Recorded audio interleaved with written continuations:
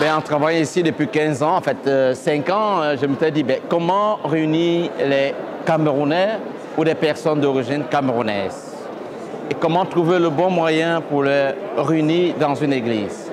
Alors j'ai dit, ben, il y a la fête de l'unité du Cameroun le 20 mai et je suis allé voir l'ambassadeur, il m'a dit c'est une bonne idée et j'ai sorti des invitations. Je suis passé dans toutes les communautés camerounaises, dans des réunions camerounaises, dans des terrains de foot.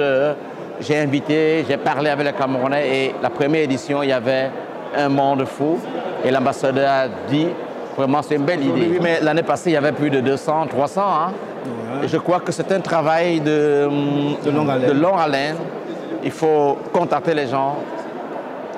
Mais je crois que c'est la diversité d'ailleurs qui fait la beauté du Cameroun et la beauté du monde.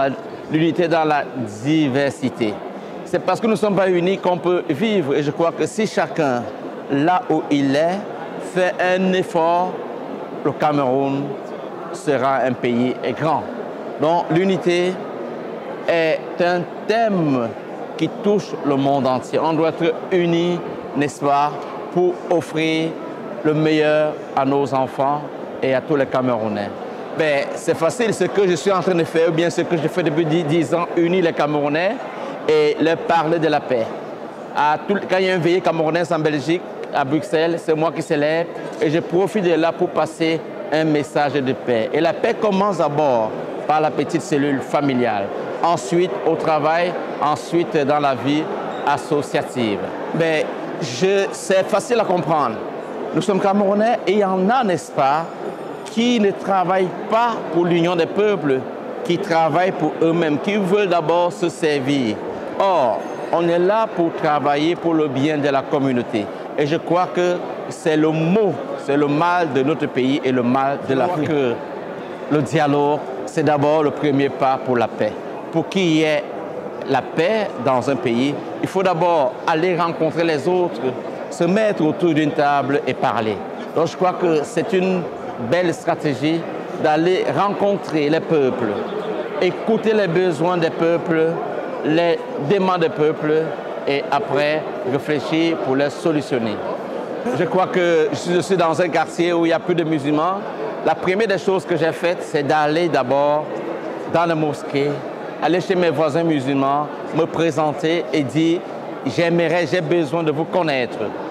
Je suis le curé, mais j'ai besoin de vous connaître. » Et d'ailleurs, même dans la mosquée, je donne des conférences. Donc, ce qui a permis aux musulmans de dire « voici un frère et on peut faire des choses ensemble. » C'est très important, ces mots de fraternité, d'amour et de paix. Chaque peuple a besoin de ces trois valeurs pour son unité et pour rapprocher les hommes et les femmes. Et que leur énergie soit, je dirais, soit en communion et dans la force à un pays où il n'y a pas ces valeurs et un pays qui va connaître beaucoup de difficultés.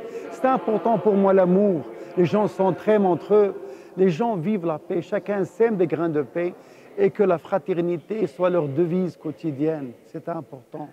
Je crois que ce sont des hommes et des femmes qui par moments deviennent fragiles et vulnérables et que ces valeurs, ils les perdent petit à petit, mais ils ont besoin d'un sursaut.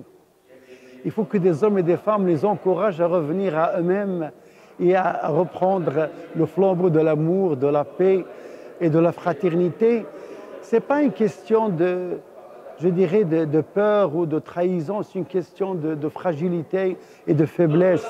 Des fois, la peur peut éloigner ces choses-là. Des fois aussi, je dirais, la pauvreté. Donc les gens doivent apprendre à vivre avec ce qu'ils ont et essayer, s'ils sont croyants, de faire confiance à leur Seigneur. S'ils ne sont pas croyants, de faire confiance à leur patrie, à leurs valeurs citoyennes, la valeur de leur patrie, c'est important. Oui. Je crois, en ce moment difficile, la fête nationale est un moment unique pour rassembler les Camerounais. C'est une fête de libération. Après la colonisation et après les périodes difficiles de guerre, La fête nationale doit un peu, je dirais, remettre en question chaque citoyen et chaque citoyenne et revenir à eux-mêmes, dire, malgré les difficultés, chacun doit faire un pas vers l'avant, vers l'autre et essayer un peu de surmonter les difficultés et voir l'unité fait la force d'un peuple. C'est l'unité qui peut faire la force des Camerounais. Et c'est dans le respect, dans l'amour et dans la fraternité.